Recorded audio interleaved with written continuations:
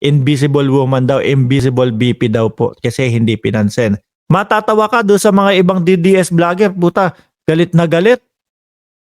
Sana ganito, ganyan. Sana nirerespeto nyo lang ang aming VP. Yung pala, yung mga kinokomentuhan nila, fake news nila. Yung mga kinokomentuhan nila, putol.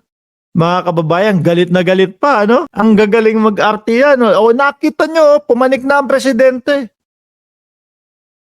Sabi nung isang vlogger, galit na galit. Irespeto nyo naman ang ating vice-presidente. Nakakahiya yung ganito mga kababayan, alam nyo?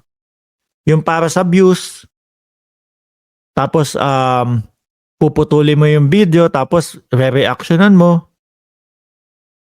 Tapos ang re-reaction mo, sisirain mo ang Pangulo kasi hindi pinansin.